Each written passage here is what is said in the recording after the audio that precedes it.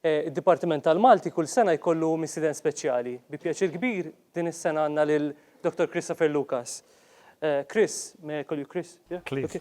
Chris għamel il-BA fl-Arbi fis-SOAS University of London, imbagħad kompla jistudja l-lingwistika fl-Università ta' Cambridge, fejn għamel id-dottorat dwar in-negattiv u n-negazzjoni, kemm fl-Arbi u fid-dialetti tal-Arbi u fil-Malti. Illum huwa lettur anzjan fl-Università fis-SOAS University of London fil-lingwistika Arbija. U r-riċerka tiegħu hija l-aktar dwar l-iżvilupp storiku u deskrizzjoni kontemporanja tad-dialetti tal-Arbi, inkluż tal-Malti. Chris se jagħtina 3 taħdidiet. Di ta' dalgħodu hija dwar in-numri, dwar l-espressjonijiet numerali. Imbagħad illejla fil-5:30 se jkellimna dwar l-Ingliż, l-Ingliż ta' Malta, l-Ingliż ta' Renju Unit, l-Ingliżijiet tad-dinja sewwa. U mbagħad għada se jkellimna dwar il-Malti u l-Arbi, u x'nistgħu nitgħallmu dwar il-Malti mill-Arbi u bil-maqlub. Okay, so I guess the floor is yours. Yeah, Chris. Well, thank you so much, Michael, for this very kind invitation to give these talks here in Malta. It's a real honor. Can you hear me okay at the back? Yeah? And thank you all very much indeed for coming. It's great to be able to speak to so many people. So as Michael told you, I teach Arabic and linguistics at my university, which is called SOAS, the School of Oriental and African Studies in London. And a few years ago, well, probably more than 10 years ago now, I started to get very interested in Maltese, and I'm sure I don't need to tell you guys that it's just an endlessly fascinating and beautiful language, and so it's just a real honor to be able to talk about the small amount of research that I've done into Maltese to date, most of which has been with Michael.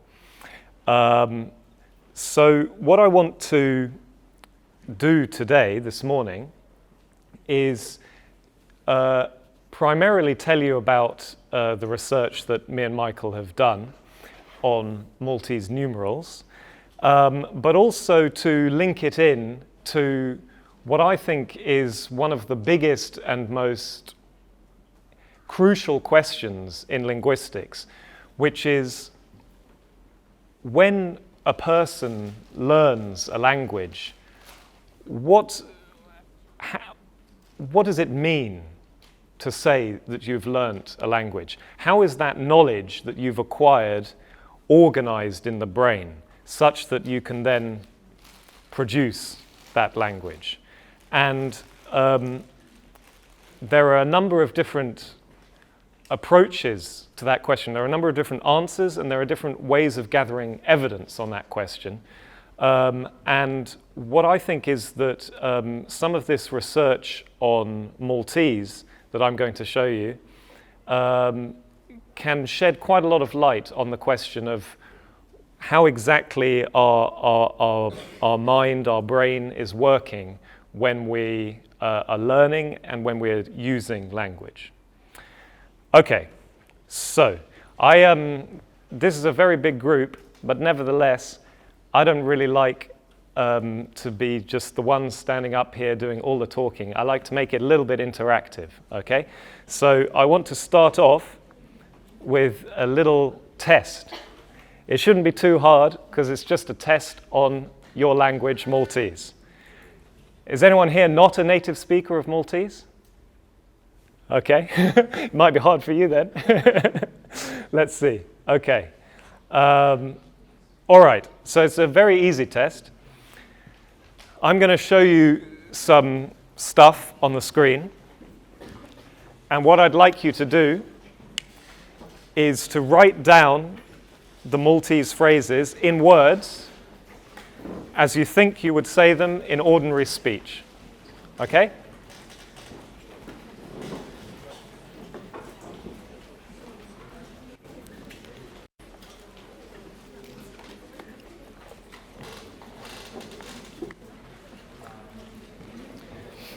The most important thing about this test is don't think about it too hard.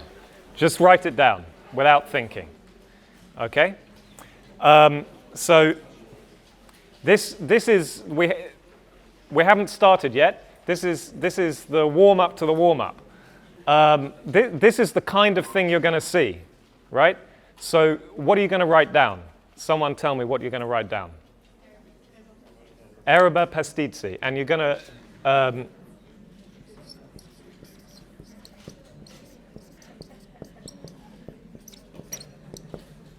Yeah, that's what you're going to write down. And one more. What are you going to write here? Okay.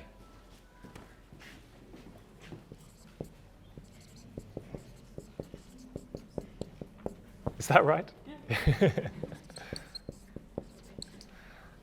Okay. All right, ready? So I'm not going to give you long at all. Just write it down quickly without thinking. And don't look at what your neighbor's doing. Don't cheat. Okay, ready?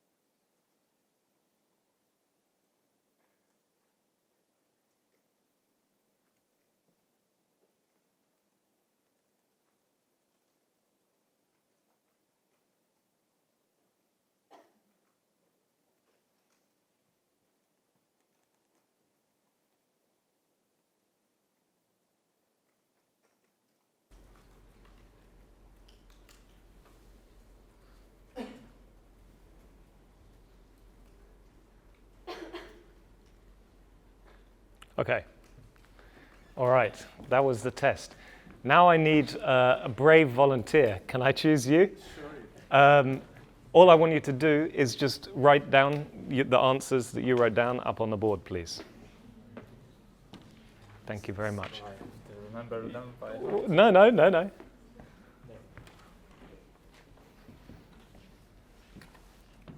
So the first one was 5 schools. Yep. Maskeje, please. Then we had Ma'rut, which are Erbam Aret, I hope. Then we had cakes, they were 12, so it's Nashil cake. Then we had rings, and they were 7. So Sebat Triket, I would say, in my dialect. Perfect. Sferi were 2. So we have Zouch Sferi.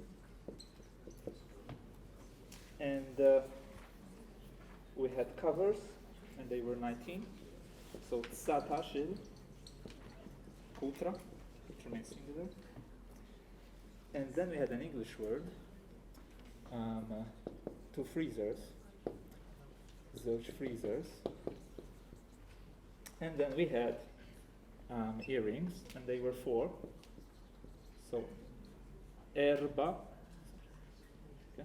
Erbam Silet, or Erbatim Silet. It depends. Wait, what did you write down? I wrote this one. Perfect. Okay, thank you very much indeed. welcome. Thank you. So, my question is, does everyone agree with these? Did everyone write exactly this down? Or did anyone write anything different? So, please put your hand up if you wrote Hameskeyel. Please put your hand up if you wrote Hamestiskeyel. Okay, not as many, but some. Please put your hand up if you wrote this. And put your hand up if you wrote Erbatim Aret. Oh, 1, 2, a few, a handful, a small handful. Okay. Did anyone write anything other than Tnashil cake? Oh, what did you write? Okay. Very good. Yeah. Excellent. Okay. What about this? Seba titriket. Who wrote that? Okay. And who wrote Seba triket? That's nearly a 50-50 split. Now, at this point, let's say for this one, or for any of the ones we've had so far, apart from the cake, do you find it strange, the people who wrote something different to you, or is it normal? Are you surprised to hear that some people gave a different answer to you, or you're sort of you could have gone either way yourself? Yeah. Okay.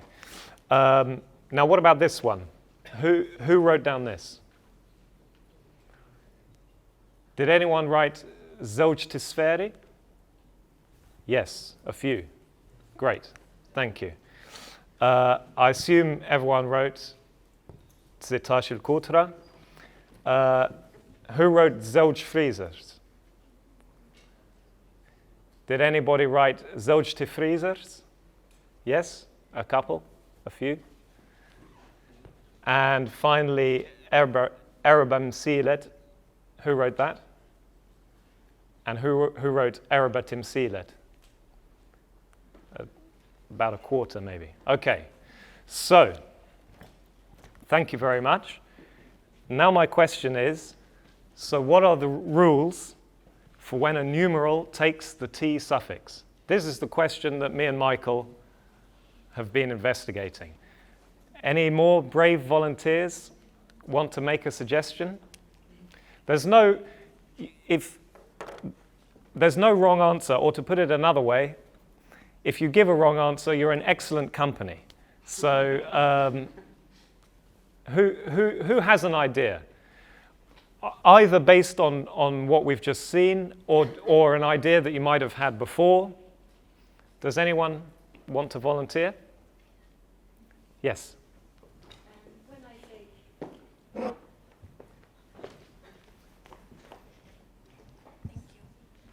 When I say I've got 4 chickens, for example. Yes. So I say erba fliles, għandi erba fliles. Yes. But then I would say those erba tifliles. Ah, that's very interesting. So something to do with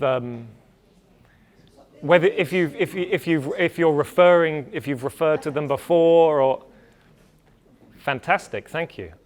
I had never considered that before. We should look into that. Okay. Any other suggestions? When do you get the T? When do you not get the T? Yes. I think we need the yeah.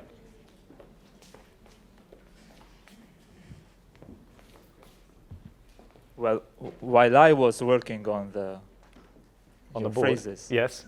I decided, based on the fact that some words beginning with an S, as sibling, for example, Yes. I tend not to use a T because Right. it's easy to pronounce. It's Right. not difficult to pronounce. Right. But when it becomes difficult to pronounce, like 4 consonants following each other, Yes. you might need an extra help there, Right. separating there with the T and then adding an euphonic I. Right. That's it. Great. Thank you very much. Thank you. Any other ideas? Any other thoughts? Yes. Thanks. As a foreigner, I was taught that it's if the noun following it has just got 1 syllable. There's a few exceptions, but basically Yes. that was the rule. Yes. Great. Yeah. So if you didn't hear that, that was that this lady said, as a foreigner, she was taught that if the noun has just 1 syllable, then you're going to get a T. And that, yes, that's an important idea. Like I said, you know, serious scholars of Maltese have put forward the idea that number of syllables is an important factor. Obviously, all of these, the plurals, have never mind about the... By the way, quick question.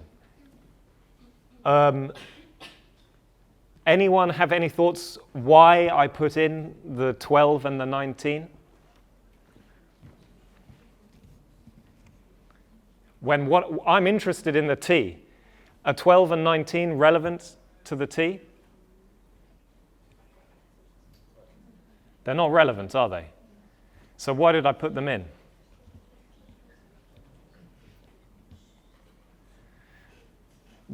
Yeah.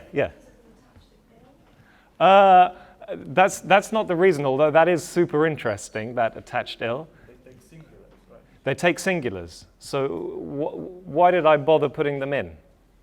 Because they are a plural, but they take a singular.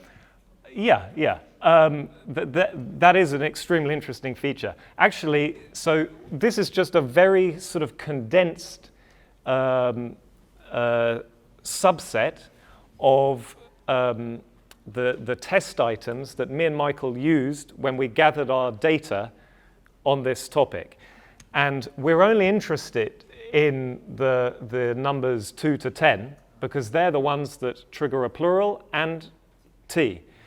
But whenever you're doing an experiment like this, you need to put in these so-called fillers. And the idea of fillers is actually to distract. It probably didn't work in this case, but the idea of fillers is to distract your subjects, your experimental subjects, from what the actual purpose of the experiment is. And that's very important in linguistic research because usually, it's better if, and that's also why I asked you to do it quickly. It's better when you're gathering linguistic data if people just do it spontaneously or as spontaneously as possible in the circumstances. And so you add these fillers, these distractors, to hopefully put them off the scent of what it's about. Okay. All right. Well, I think that's good for that for now. The point is, it's complicated. It's complicated what determines whether a T can appear. And as we've seen, people vary in what they prefer. And for many words, having the T is possible and not having it is possible. Okay, so before I get into this topic and Michael and my research on it in detail, I want to ask you another question. Very important question. Do you know what this is? Has anyone seen that before? Yeah? It's a one. It's a wug. Has anyone heard of a wug before? Who can tell me what a wug is? Someone other than this gentleman at the front. Any of you guys know what a wug is? You didn't learn this in biology? Okay. Will you tell us what a wug is? Well, a wug doesn't exist, but it exists. Mm-hmm. Okay, very good. Very good. This is a wug. This is a wug. And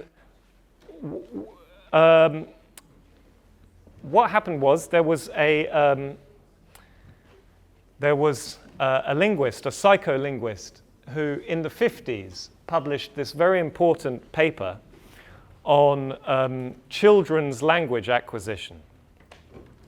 And what she wanted to investigate was children's ability to manipulate, to put suffixes and so on words which she, the investigator, knew they couldn't possibly have ever heard before. So she made up words, and because it was with children, you can't just say now, here's a word I've made up, wug. What's the plural of that? You can't do that with a child. So she drew these pictures, made these sort of fantasy creatures, and she showed them this. She said, this is a wug. Now, there's another one. There are two of them. There are two, and what did they all say? Wugs. okay? So what we're sort of investigating here, well, what Jean Berko was investigating was not what is the rule for English pluralization, because linguists knew that. She was investigating whether these young children know this rule and how they deploy it. So what is the rule for English pluralization? It's pretty easy. What do you add? Yeah. You can get a little more complicated because, of course, we say wugs, right? We don't say, well, actually, perhaps in Maltese English it might be, well, never mind about that. Okay. But for example, box. What's the plural of box? Right. So depending on the precise nature of the final sound in the singular, exactly whether the plural is going to be z or s or is going to vary. But yes, the point is, there's a rule that if you want to make an English word plural, you stick an S on the end. But there are irregular plurals, right? That don't follow that rule. What's an example? Children. Any others? Tooth. Teeth. Ox. Oxen. Sheep. Yep. Colossus, colossi. Yes, I like it. Yes. So actually, there's sort of a tension here, right? Because, I mean, why is it that all those children so confidently, and all you guys so confidently said wugs, when you don't know that every English noun is going to have that S plural, because there are other ways to pluralize English nouns. Okay? So that's something we need to think about a bit. In this study, Jean Berko, she didn't only use wugs, and she wasn't only interested in nouns. Here's a verb example, okay? She drew this picture, and she wrote, "This is a man who knows how to rick. He's ricking. He did the same thing yesterday. What did he do yesterday? Yesterday he ricked." So, again, very easy question. What's the rule for putting an English verb in the past? ED in letters. And the sound, again, is a little bit complicated like the English. It might be a t, it might be a d, it might be id. But, yeah, let's just say you write ED on the end. But, of course, there are also irregular verbs. So this fact about English already makes us, it raises questions about, what is it that we know about nouns and verbs if we speak English, about how to pluralize them and how to put them in the past. It's actually it's not so clear what it is. I mean, we all know that the plural of sheep is sheep and the past tense of see is saw. But how do we know that? Why do we do that? And how do children learn that? And at the same time, how do we confidently know that the past tense of rick is ricked and the plural of wug is wugs? These are actually quite subtle and difficult and very interesting questions. So, why do children say things like I bringed instead of I brought? Why does that happen? Who has a suggestion? Yes? Because they know the grammar. I'm sorry? They know the grammar really well. They know the grammar really well. Well, yeah, they know the rule. They've learnt the rule, the regular rule, for making a verb past. You put ed on the end. So bringed. So what they're doing when they say bringed is you can say they're over-applying the rule. It's complicated. In language, you've got to follow the rules, except you've got to know when not to follow the rules, which is tough. Now, why do children also say things like I brang or I have hitten? My son said he's 7. He's still not got it. He said I've hitten something the other day. Why does that happen? Because that's not following the rule, is it? What's going on there?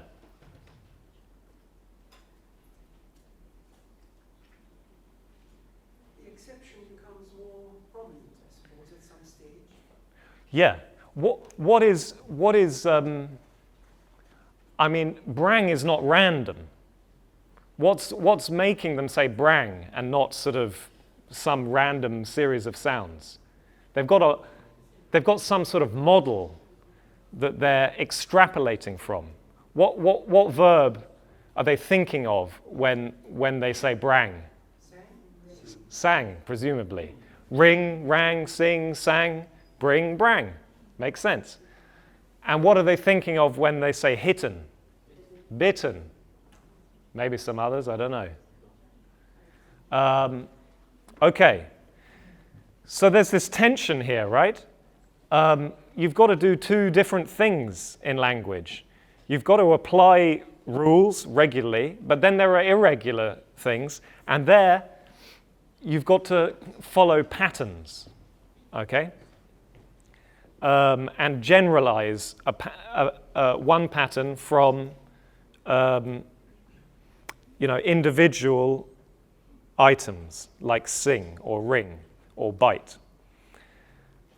Okay, you know about the King James Version of the Bible? This was a translation into English of the Bible done in the early 17th century. Here's something from there. But the servant that had received 1 bag of gold went and digged in the earth and hid his Lord's money. What would we say nowadays? Dug. They didn't make a mistake, okay? This is like a gem of the English language. But obviously English has changed since then.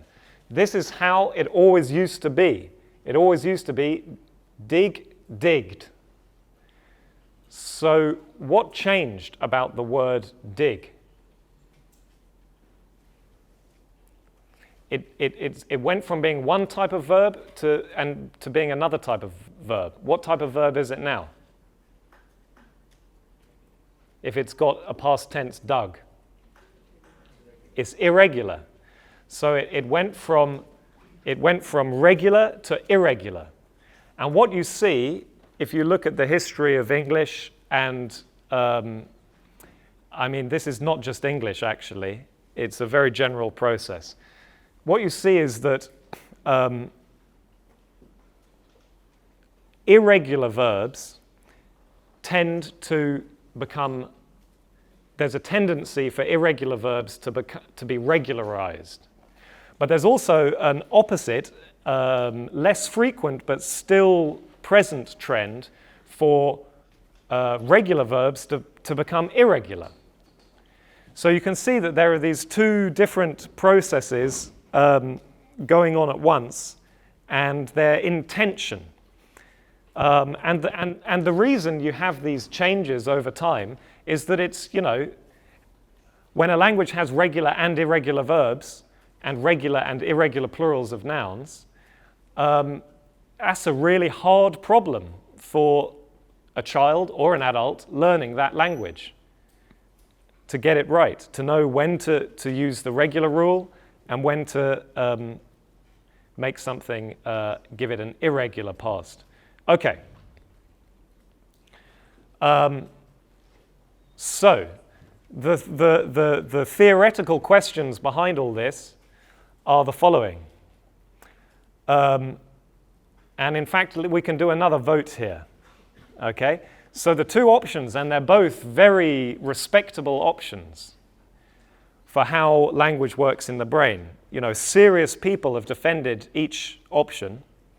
The two options are this. Number one, do children and adults have abstract rules in their heads about how grammar works? Or do they just make decisions probabilistically reasoning that words that sound similar will have similar grammatical behavior. So who votes for the first option? Almost no one. Who votes for the second option? A few more. Do any of you want to vote for some mixture of the two? I vote for a mixture of the two. Although it's not a very popular option among linguists. Okay, so let's have a look at the Maltese numerals data and see what that is going to make us think about which of these options is best, or whether it should be a mixture. Okay, so Michael and I have been working on this on and off for a number of years, and we've produced these two publications. And this was our question that we were investigating. What are the rules for when a Maltese numeral takes the T suffix? Of course, people have thought about this before, but they haven't focused on it quite as much as Michael and I did. And people came up with perfectly reasonable generalizations, but they didn't capture all of the data. So Michael and I realized that there was more work to be done here. But anyway, what did people say? Yes, now so the point is, one of the reasons we realized this was interesting is because people who have written on this before, they contradicted each other, okay? So one camp said, T is triggered by an initial consonant cluster in the following plural noun, right? So the plural noun begins with a cluster of consonants, like S and K. A cluster of consonants means there's no vowel in between them, okay? So these are all consonant clusters, right? The other view is basically the opposite, that T is triggered by an initial vowel in the following plural noun. So there's something interesting going on there when people contradict each other like that. Now, actually, because of the way Maltese works, where you get a lot of these, what linguists call epenthetic vowels at the beginning of words, these helping vowels, the two views are perhaps not quite as contradictory as they may seem, but they're still contradictory. And the point is, they both see a central role for phonology. Do you all know what phonology is? It's the study of sounds, right? So this lady here gave us a suggestion that something completely different to phonology was relevant to whether the T is inserted, namely the way you refer to something, whether you're talking about, what was it, زوج فليلس in general, or the ones that you have in your garden, for example. And that could very well be relevant. But that's not what people generally have thought. They've thought nothing like that matters. All that matters is, what does the plural noun start with in terms of sounds? And what we'll see by the end of this talk is that I'm going to show you evidence which I think we should interpret as meaning that phonology plays only a minor role, in fact. Okay, so let's look in a bit more detail at these views. So if you take Cremona, he said the following in his grammar.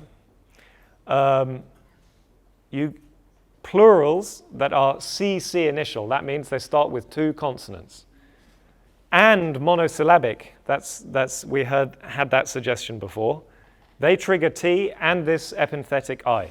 So the examples he gives are Habib, plural Habib, two friends, زوج تحبيب. Belt, bleed, tminte bleed. Fenek, fneek, ashar tifneek. Okay?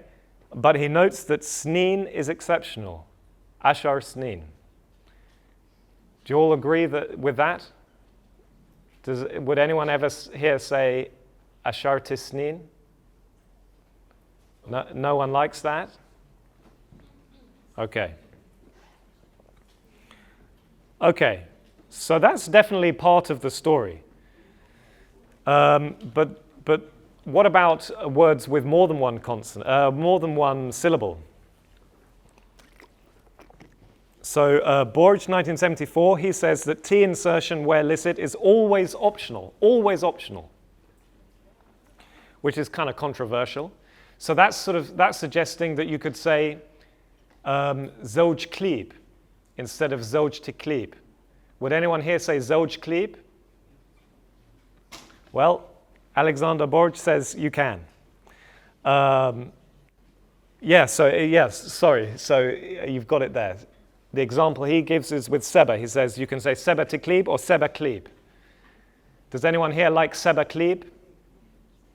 No. Well, he did. But this shows you like a very common strategy in linguistics, which I think is also perfectly okay, but it has its limitations, is for a linguist to work on their native language by just thinking in their own head what they would and wouldn't say.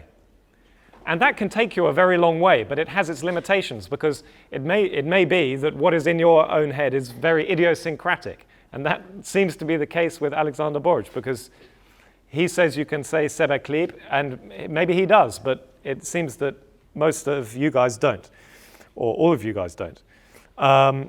Then he says another thing. He says that T is not possible before an initial vowel. Okay, and that I know from our investigations is not going to be true for most of you. You will have words that start with a vowel where you can insert T. And then he says an interesting thing, that you can't have it with sound plurals. Do you all know what I mean by sound and broken plurals? Yeah, sound plurals are where you just add something on the end or you change the end, like sfera, sferi.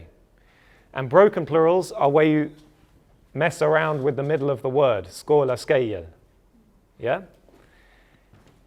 Alexander Borge says you never get this T with a sound plural. So seba stampi, but not seba tistampi. And I tested this with sfera. And okay, 90% of you said it has to be zewj sferi, but a few of you wrote down zewj tisferi. So this doesn't seem 100% correct either. Okay, then you have the sort of opposite approach. So Aquilina said you get it with all plurals that start with a vowel and all words that have only one syllable. And then he said it's optional with disyllabic words that start with a consonant cluster. And then another person writing on this said he throws in another variable here, whether it's Arabic derived or Romance derived or English derived. He says before any vowel initial plural that comes from Arabic, you have the T. So Arabat ahwa. Would any of you guys leave out the T there? Would you say Arab? How do you even pronounce it? Arabahwa or Arabahwa? Arabahwa. Would you say that? Who could leave out the T with that? Most of you. Do you like this? Do you like Arabat ahwa? Would you put your hand up if you would put a T in there? Not many. Not many. Interesting. Okay. So as you can see, people have made these statements, but they only partially correspond to what actual Maltese speakers do. Okay? All right. So me and Michael wanted to get to the bottom of this, and instead of just doing it in a sort of casual way, a native speaker just thinking about his own intuitions of his native language, we decided to gather data on this from a lot of people. Sort of like what I'm doing now, but in a more formalized way. Okay. So, when you do an experiment, you always have to test hypotheses, right? So, in our first experiment, the hypothesis we tested is, nothing controversial based on what we saw from the previous literature. That onset, that is the beginning of the plural word, is the key factor, and that number of syllables is also important. So, as we saw from that literature just now, other factors seem to be possibly relevant, like whether it's sound versus broken plural or Arabic versus Romance-derived plural words. But we couldn't have included those variables in our experiment, otherwise our kind volunteers we would have detained them for hours. So we just tested those two variables, onset and number of syllables. Okay, so how did the experiment work? We got 35 students from the University of Malta, like you guys, just a couple of years ago, or 5 or 6 years ago now. And we got a few older speakers as well, because we wanted to have a little bit of an insight as to whether younger speakers and older speakers behave differently with this bit of language. Because when you have variability in language, it often patterns according to social variables like age or gender and so on. So that's why we had a few older speakers, and why we also made sure we had a balance of genders.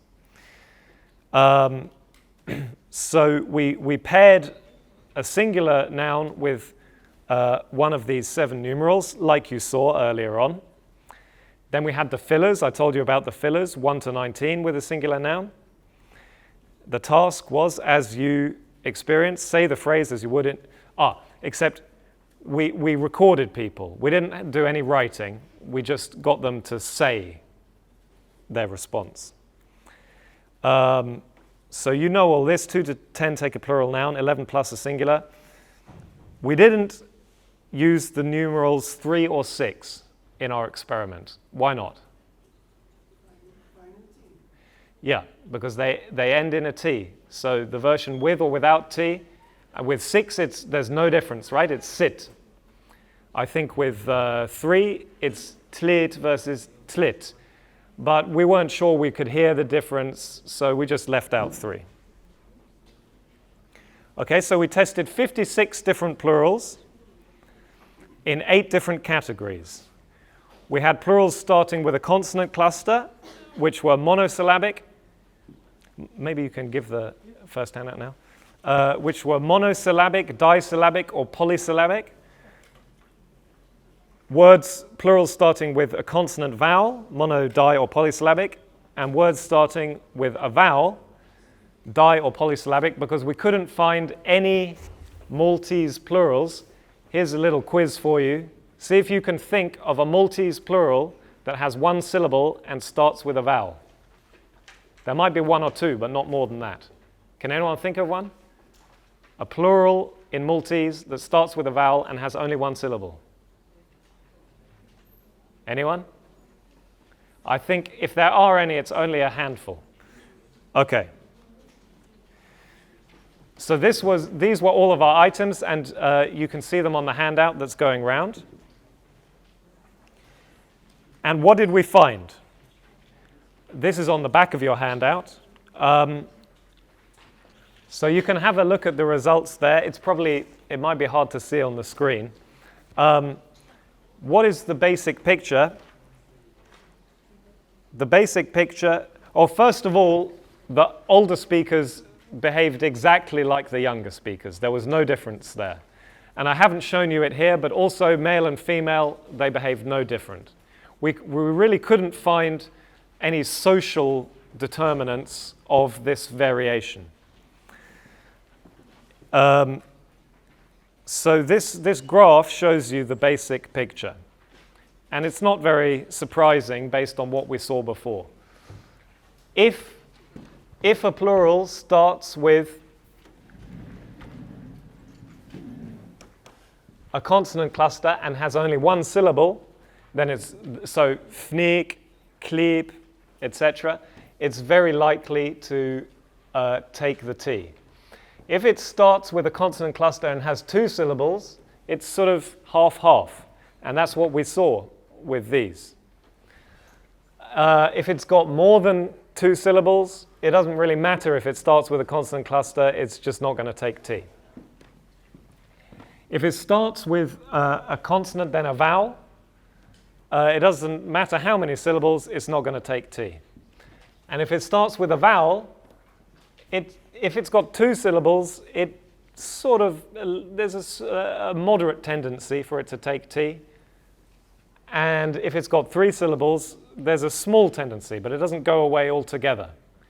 So the vowels are quite interesting, and actually that they need further research that we didn't do. So if anyone wants a project, that might be a good one, figuring out how a T insertion works with vowels in more detail. Okay, I think some people need to go now, so we can pause while you guys go.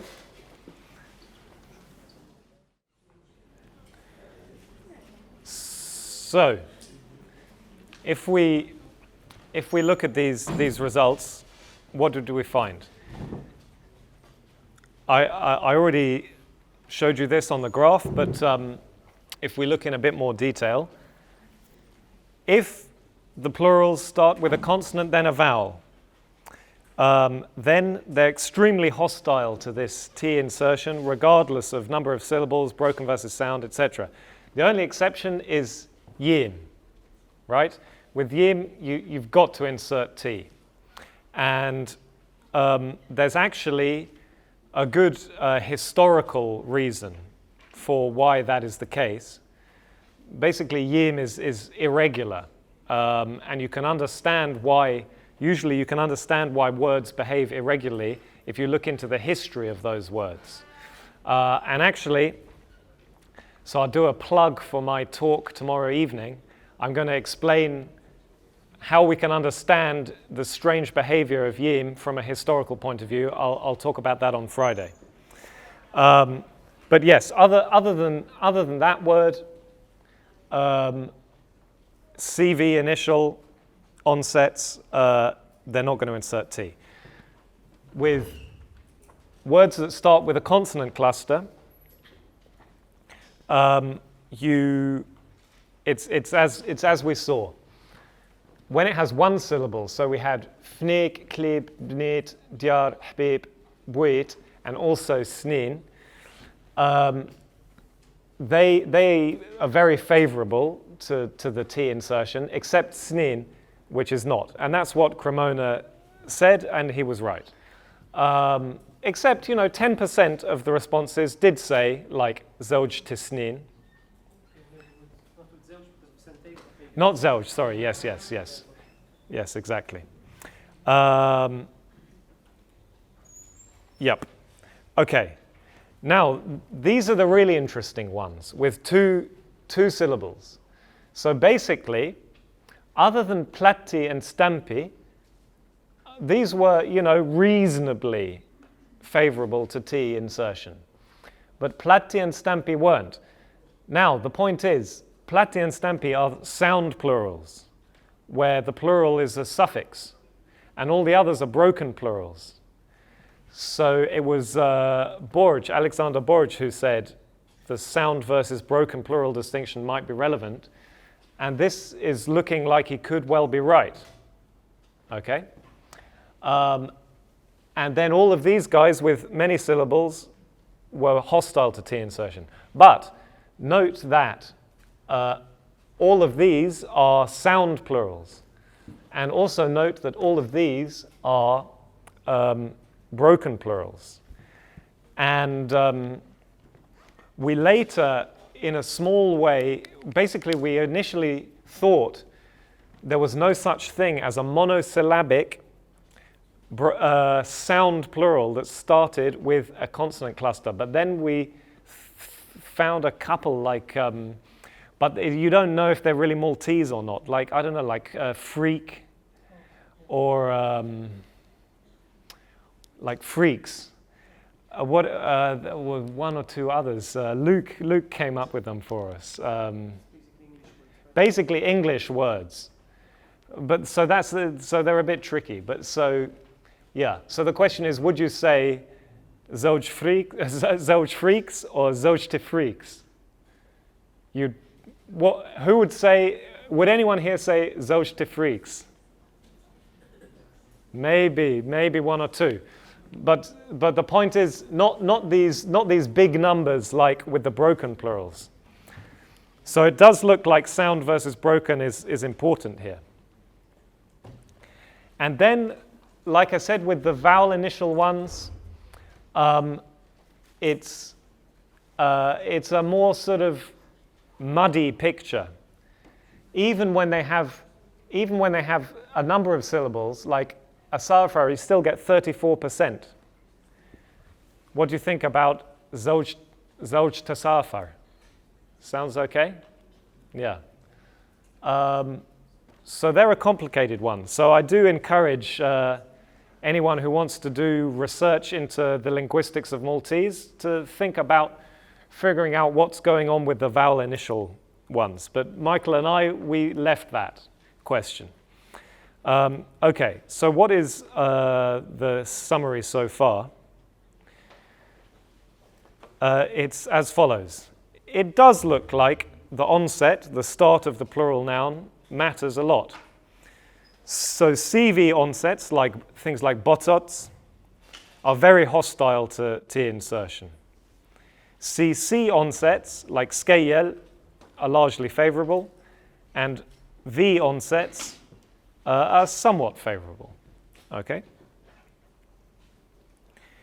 And number of syllables seems to matter as well, especially with the CC initials. So you get kleb, everyone says zouj te kleb, and studenti, basically no one says zouj te studenti. Now, an important point to note here, which is rarely, I think, made clear when this topic is mentioned in passing in grammar books and so on, is that where T insertion is possible at all, it's usually optional, at least with the disyllabics. It's rarely obligatory, okay? Although with some words it is essentially obligatory.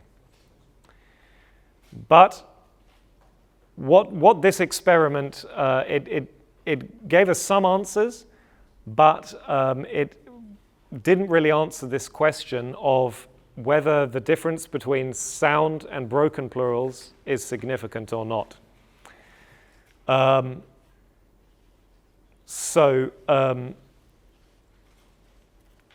What a few people mentioned this distinction. So Borch we already talked about, and there's another book by Ambros, a German scholar. They say that T insertion never occurs with sound plurals. And basically our results were pretty much consistent with this. You know, you rarely get like 100% or 0%. It doesn't work like that in real life. People do strange things, but if you have very low numbers, that's consistent with the idea that you don't get it with sound plurals. So okay, we weren't done. We had a new hypothesis. Maybe the number of syllables is unimportant or largely unimportant. And it's really just sort of piggybacking on a more important factor, which is sound versus broken plural. Okay?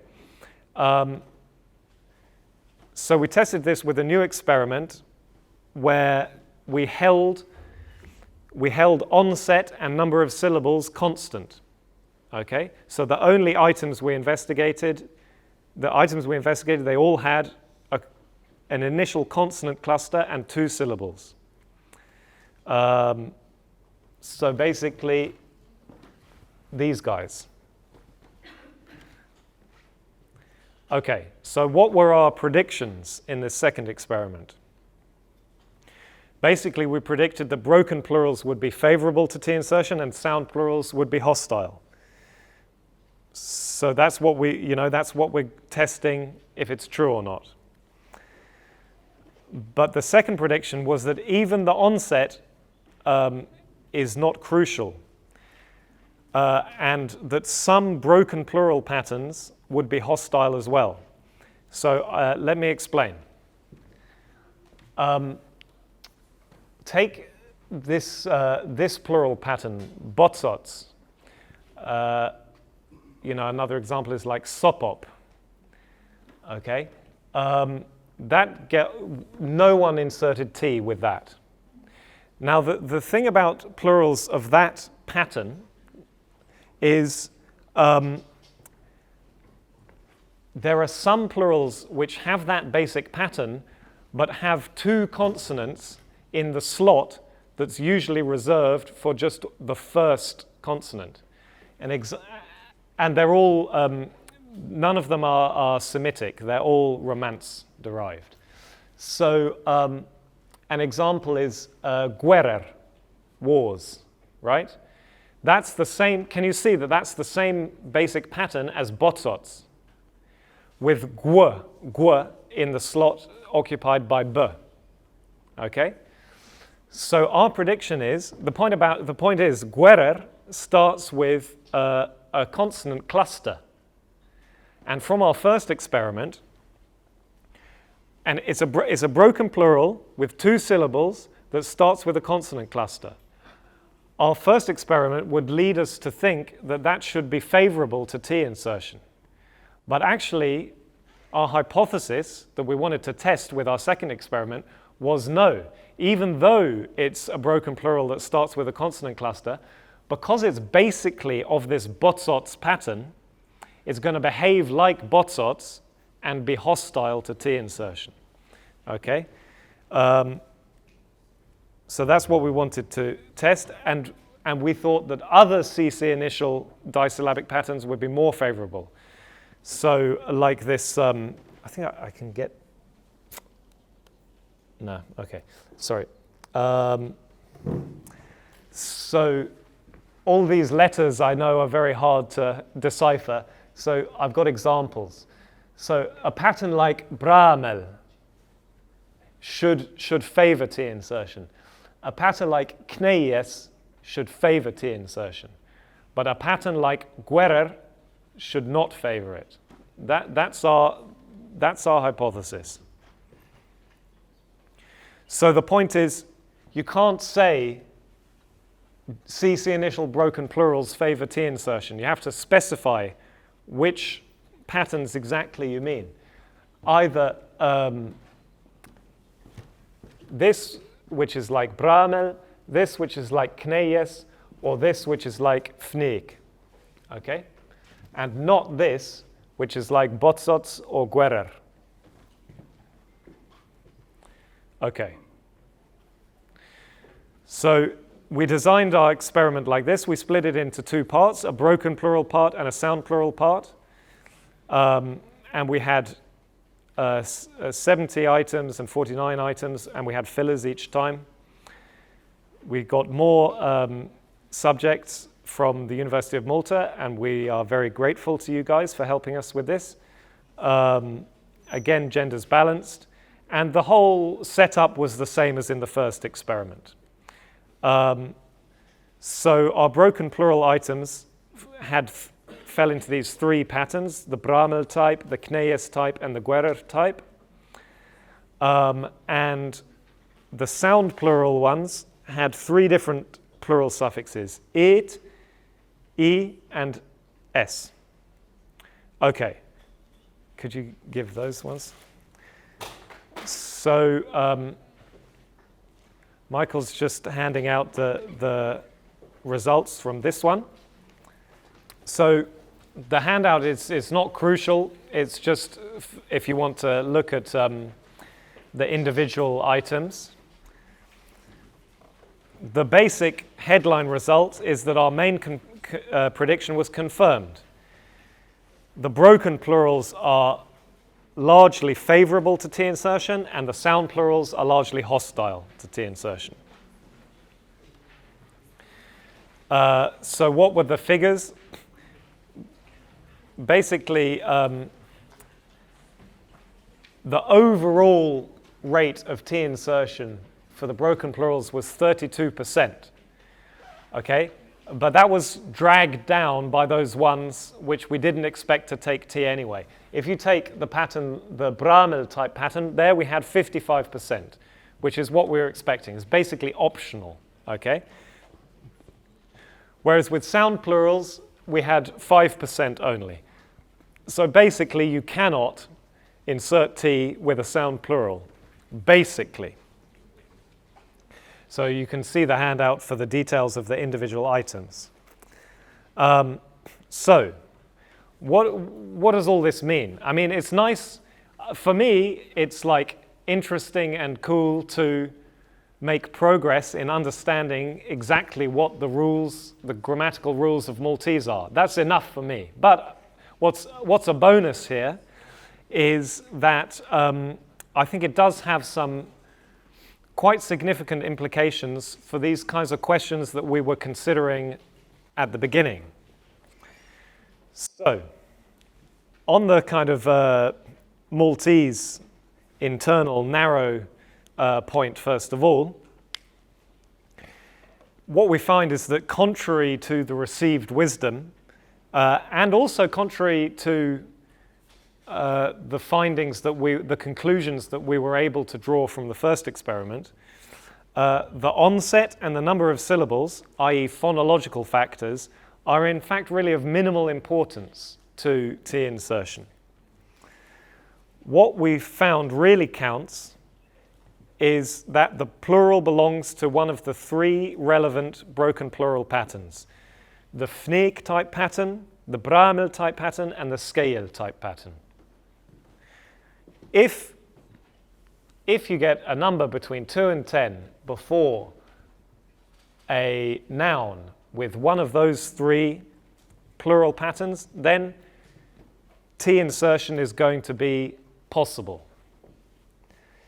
On the other hand, if you get a number from 2 to 10 before a sound plural or before a broken plural other than those three, like botsots or guerer, that's going to be hostile. That's going to resist t-insertion. So that's the basic finding. A subset of the broken plural patterns are what trigger t-insertion. Now, in the same way as we saw with the English plurals and the English verbs, there's sort of two contradictory processes happening at once. One of them is much stronger than the other, but there is the other one just, slightly pushing back against it. So the key point is that the onset is of minimal importance to t-insertion, but it doesn't seem to be of zero importance. Okay? So we had, for example, you can see on your handout, 53% of people said, Erbatish kafef. Have I said that right? Erbatish kafef, right? Which we were not expecting, because that should be like botsots, if our prediction's correct. Basically, all the other words with that pattern had no t, but for some reason that, sorry, t was not favored generally with that pattern, but there you had it. And even with the sound plurals, okay, the vast majority of the sound plurals didn't take t, but a couple did for some people, and the number one was sferi, spheres. So 31% of people said hamestisferi. Okay? Whereas, for botsots, not a single person said zauj ti botsots. So yes, and I think what is particularly noteworthy is those few sound plurals where there was a little bit of T insertion by some people, they are phonologically similar to the broken plural patterns that favor T. So, for example, compare sferi and I can't pronounce this consonant class, the glottal stop, and then, but compare these two, right? Okay, if you know Maltese, you know the grammar of Maltese, you know that this is a sound plural. You delete the a from sfera and you replace it with an e, and that's how you get the plural. And you know that this is the plural of, what is it? Asriya. But if you just compare them side by side, they're phonologically indistinguishable. Okay? Okay, they're different consonants and vowels, but the basic shape is the same. Okay? All right. So what are the wider implications? This is what I introduced at the beginning. So linguists for decades have been interested in this crucial question of, what actually is the nature of linguistic competence in the mind. And a lot of the debate about the nature of linguistic competence has been conducted through the prism of English past tense morphology, okay? And there's actually three camps. And, the first two I showed you earlier, in fact. The first camp says that all facts should be explained by abstract morphophonological rules. That means the kinds of rules that you find in grammar books, like if the word has one syllable and if it starts with two consonants, etc. Something like those rules, according to these guys, are in people's heads and are in children's heads.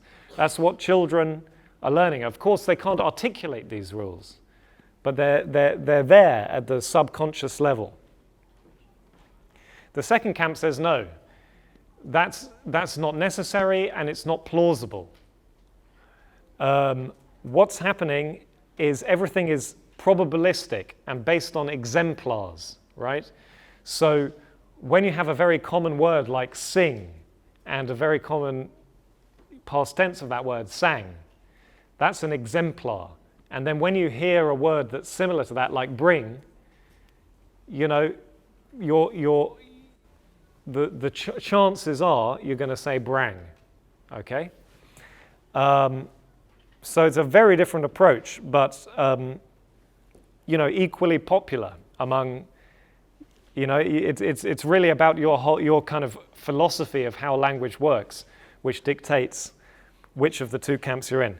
Except there are people who have, when talking about the English past tense, have taken a sort of hybrid position, which is that you have rules and they're primary, you have these abstract rules, but probabilistic, exemplar-based reasoning also plays a role. So what implications do the Maltese facts have for these debates? Well, I think they clearly show that human beings, children, acquire grammars where lexical items, words, are assigned to abstract morphosyntactic categories, like the different Maltese broken plural patterns, that are not reducible to mere phonetic similarity, okay?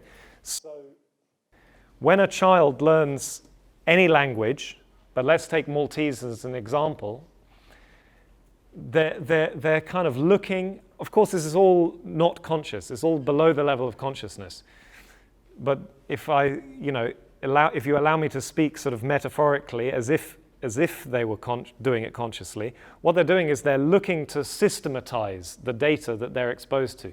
They hear all this language and they're trying to find out what the categories of the language are. And they really do establish categories and assign the relevant words to the relevant categories. Okay?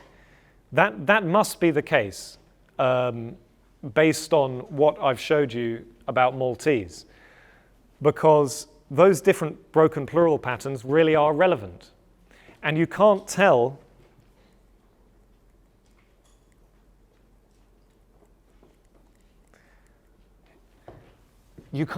just by the kind of surface phonological form whether something is a sound or a broken plural.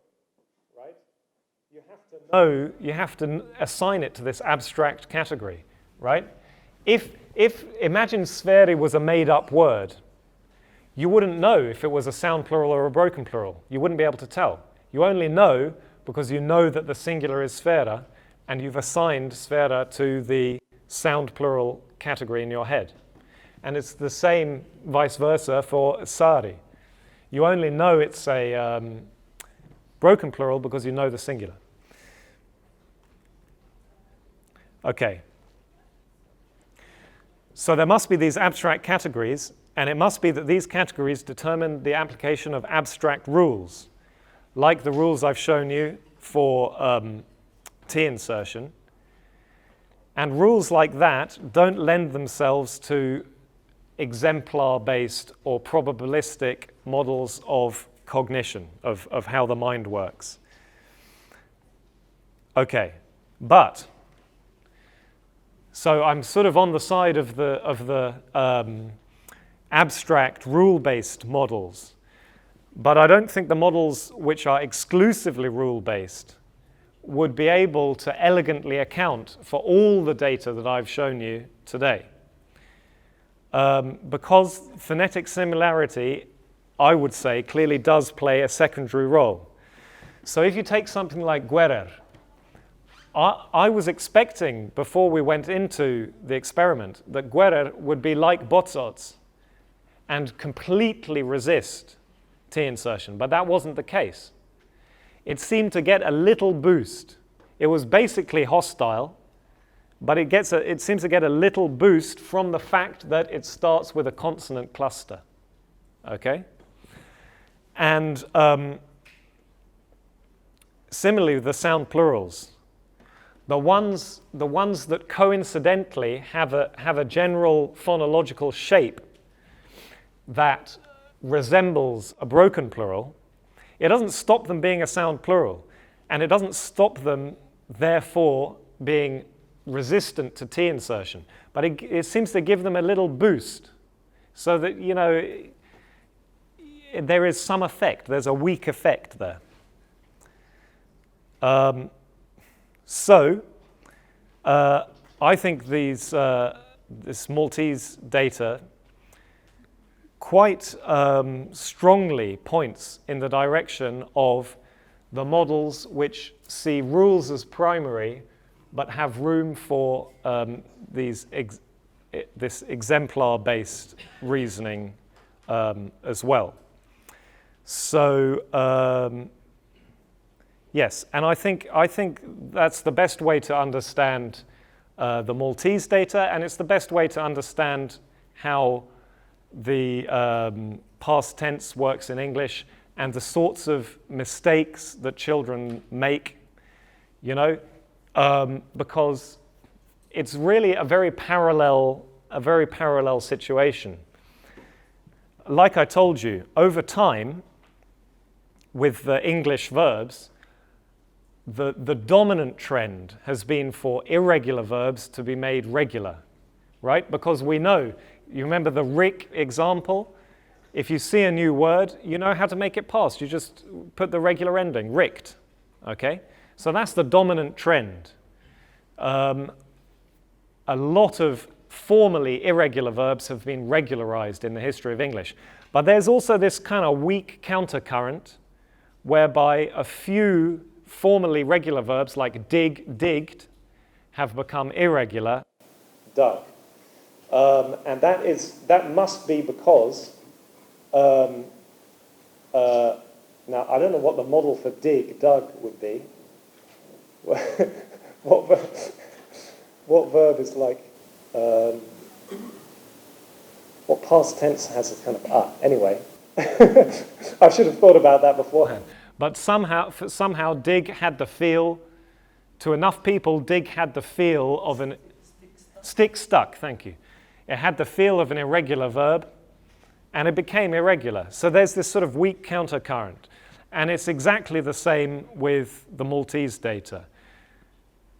What the dominant trend is that it's the abstract assignment of plurals to a particular category that matters.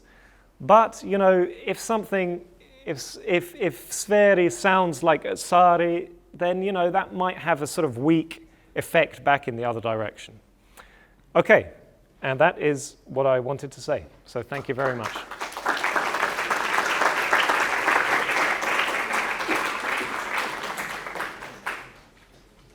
Thanks very much, Chris. This was really interesting and interactive. Now we have some time for questions. Just raise your hands and please use the mic.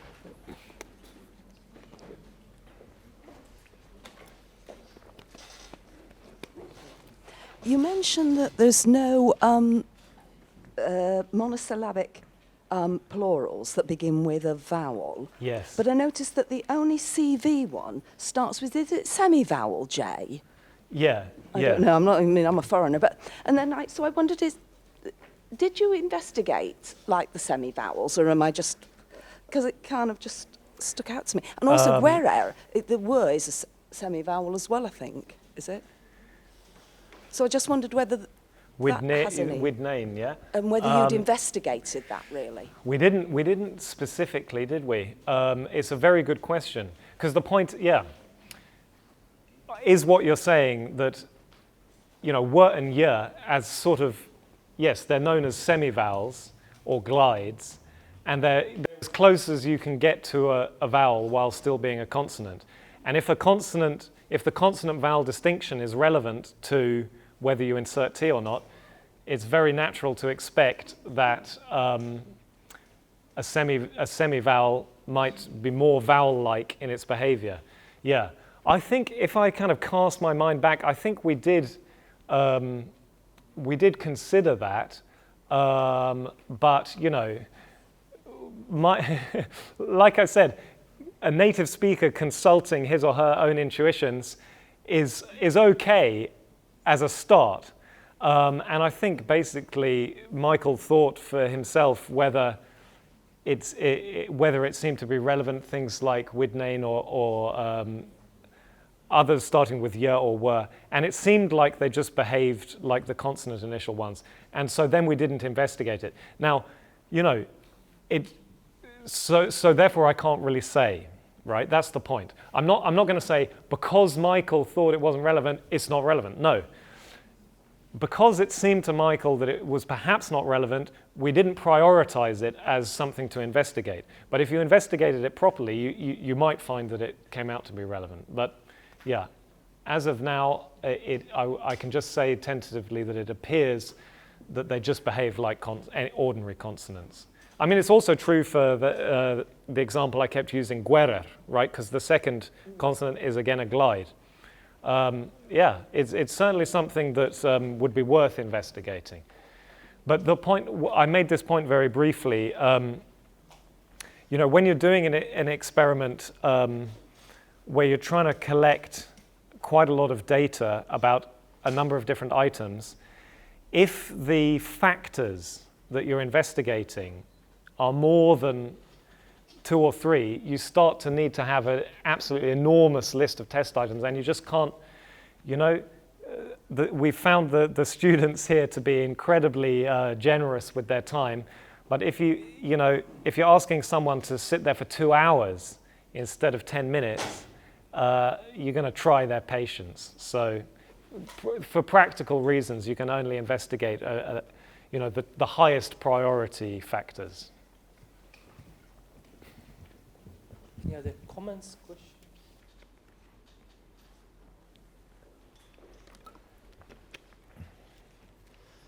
Regarding certain patterns, such as the one you use, such as sari and sferi, yes, since they both have a similar construction, yes, would you perhaps consider etymology being a factor? Because obviously, sferi is of Indo-European origin, whereas sari is more likely to be Semitic. So, do you think that etymology might have an influence on whether we might add the bound T to numerals in counting?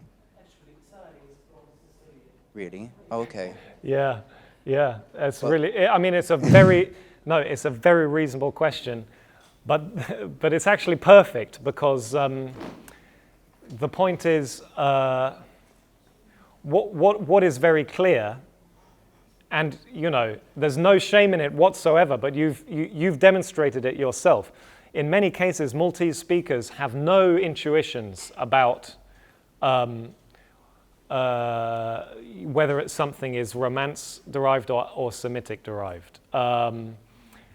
You know, in your case, I don't know, you probably looked at the Q and thought, and it's true, the vast majority of Maltese words with Q are Arabic, but sometimes you get, especially when, so it would have been a k sound in Sicilian, and when you have a k,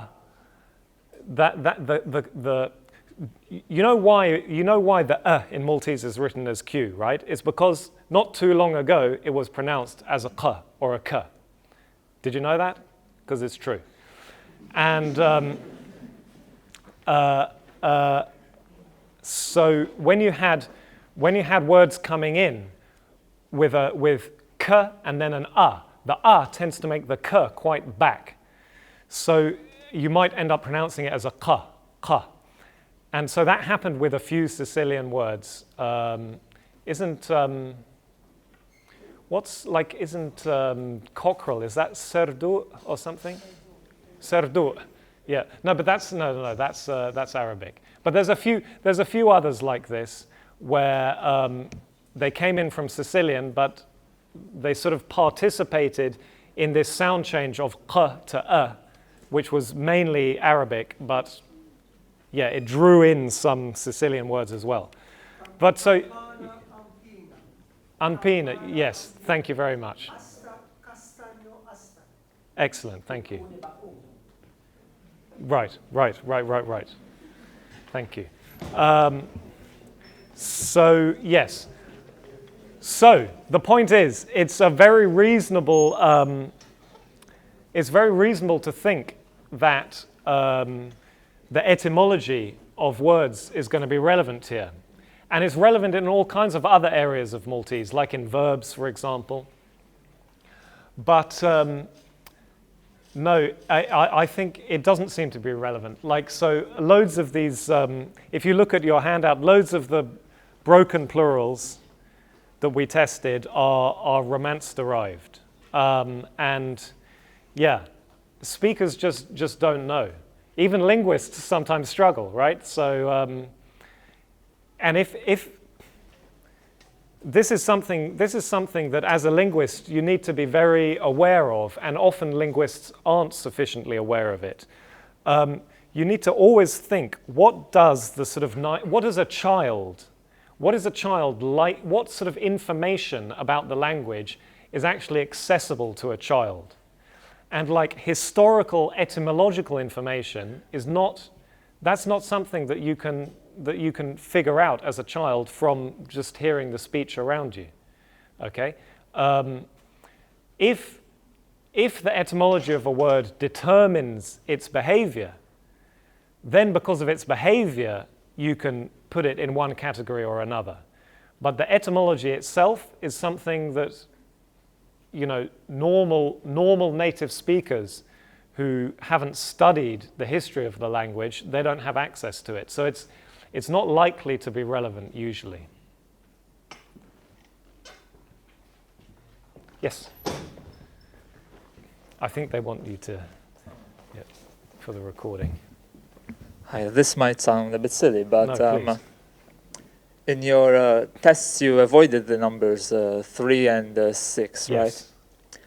Well, in Maltese we do have different types, even for 3 and 6. For example, we say t-taħdita when the number is, for example, isolated or Yes. we are counting. But we Yes. do say t-taħdita, for example. Yeah.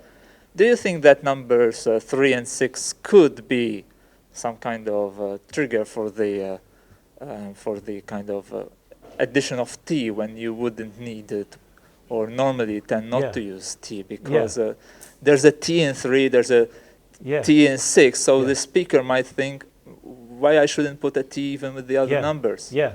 Yeah. What do you think about this? I think that's an excellent suggestion. I don't know if everyone heard it, but did you hear it at the back? The point was that in our experiment, we didn't use 3 and 6 because there's sit, there's only one form, sit, right? And with 3, okay, there's tlit versus tlit, but the difference is small, and we didn't trust ourselves to hear the difference when people said it.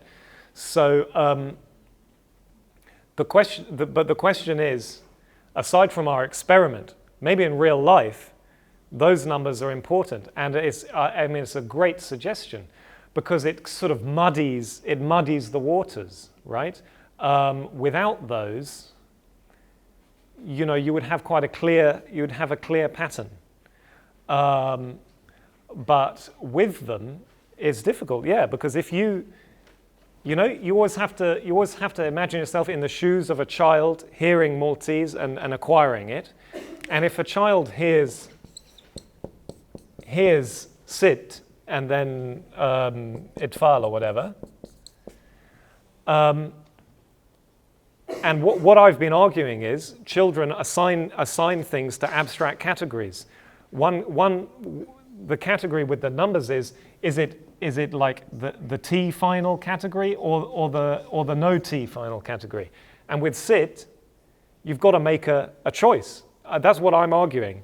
If you have these categories, you've got to make a choice. But how do you make a choice? You sort of make it basically randomly. And so when you hear sit d-distribuzzjoni,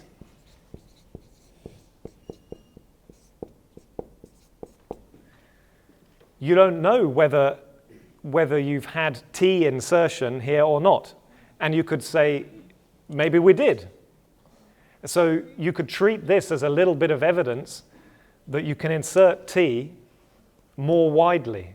So I think it absolutely could be relevant. It's exactly things like this that create some room for doubt, which means that how these things work can slip over time. And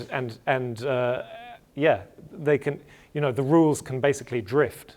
Yeah, so that's a great observation. Thank you very much. In this case, you would need the epenthetic vowel.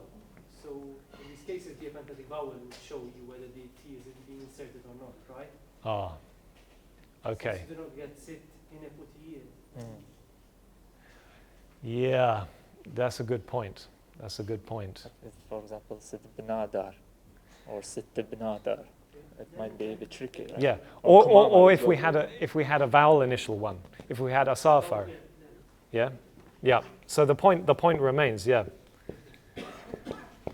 But this is very important because you actually mentioned earlier on about the when you have a big cluster of consonants.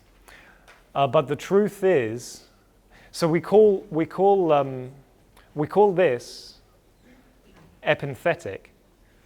But it's probably actually not, because there's no problem in Maltese to have one word ending in 2 consonants and the next word starting in 2 consonants. What was the example? I got some example. It was fost.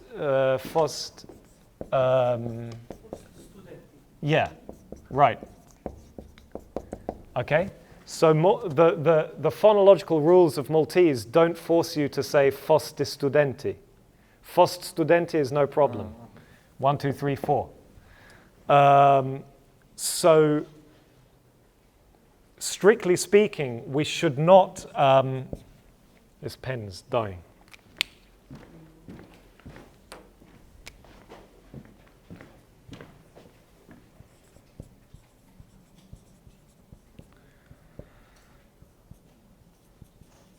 So strictly speaking, we should not call this an epenthetic vowel in this, or it's not. It doesn't come because of the phonology. It doesn't come because of the consonant clusters. It's something special about this construction, right? And the other thing to say here is, I don't know if you guys know this, perhaps most of you don't know this, but this, the way you write this T in Maltese on the end of the number is really not what's going on. It's actually on the beginning of the, from a pronunciation point of view, it's on the beginning of the noun. Are you aware of this? There's various pieces of evidence that can tell you this, but while the Maltese orthography, the Maltese system of writing, generally speaking, is quite true to pronunciation, well, it is in some ways, it is in other ways it's not. I mean, this bears no relation to what you actually say these days. This is a case where, yeah, this is slightly misleading.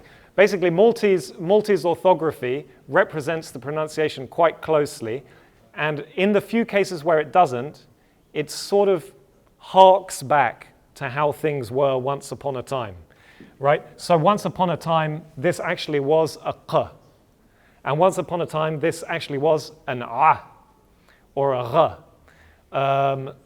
Yeah, and once upon a time, though actually, here we have to go back about 1,000 years, this did belong to the number, but these days it's on the front of the noun. Yeah. Yeah.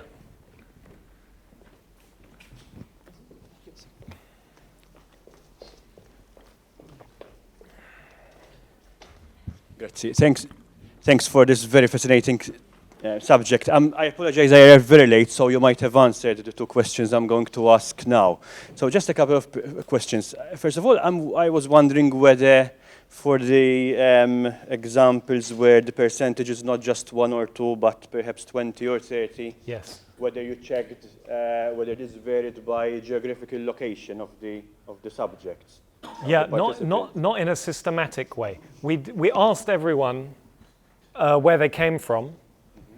The trouble is 80-90%, or no, what we asked specifically was do they speak a dialect, I think, like one of the Maltese dialects. 80-90% said no. So it's not, we don't have enough information to be able to say anything clear on that issue. But again, it would be a very reasonable prediction to imagine that different dialects treat this phenomenon differently. But the very little information we have so far has not given us evidence that different dialects do treat it differently. Not even just which main island, whether they were from Malta or Gozo, perhaps. No. So I don't have evidence that the difference is irrelevant, but I definitely don't have evidence that it's relevant either. So, yeah. Thank you. And my second question is with regards to words which themselves start with a T. Yes. So for instance, in this list I'm seeing now, I can see Tnalja and sorry. Hello, sorry. Yeah. I can see several words which start with a T themselves. Yes. I'm wondering whether, so for instance, 2 of them have 0, whereas Travi has 11%. I'm wondering, I don't know if this question makes sense at all, but whether this could partly depend on the way, on the speed of saying the word preceded by zewj, right? So for instance, whether it's zewj travi, zewj travi, yep. I think they're very, very close to each other. Yeah. So I wonder whether you tried to decipher, how you tried to decipher what exactly the participants were saying. Again, I apologize if you touched on this before. No, it's an excellent point and an excellent question, and I hadn't addressed it. So I sort of skipped over this, but we thought, in the first experiment, we thought it was highly likely that the precise details of because you can say a noun starts with a consonant cluster or one consonant or a vowel, but you can get more specific than that, of course. You can say which vowel does it start with and which consonant, and with a consonant cluster, there's, of course, many, many different combinations, like what type of consonant is the first consonant, what type of consonant is the second consonant, And these things are very relevant for Maltese, right? Because when a noun, or when any word in Maltese starts with a nasal consonant, or it's any resonant, any highly sonorant items, I think it's M, N, L, R, I think. Imdina, you get this epenthesis, right? So yeah, I mean, it's a great thought, and we thought surely this is relevant. So if that's relevant, then maybe what the number ends with is also relevant. So we investigated that in the first experiment. That's why we didn't just randomly choose one number, say Zoj or whatever, and do everything with Zoj.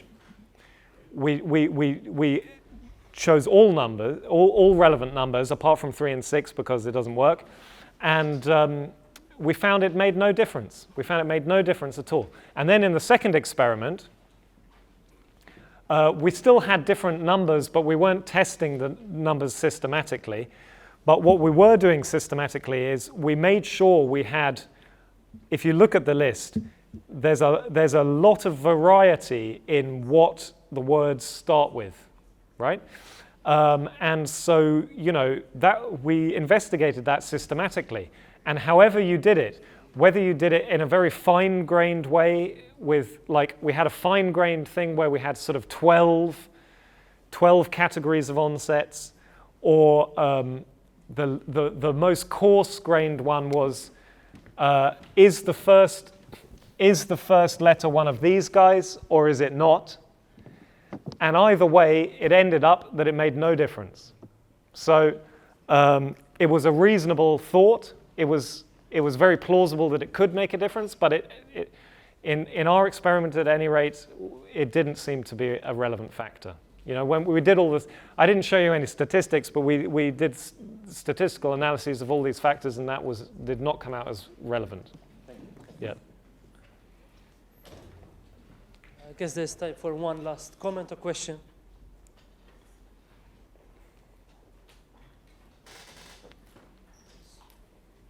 Okay, so I think that's it. Yeah, thanks very much. All right. And we see you this evening at 5:30. Okay, thank you very much.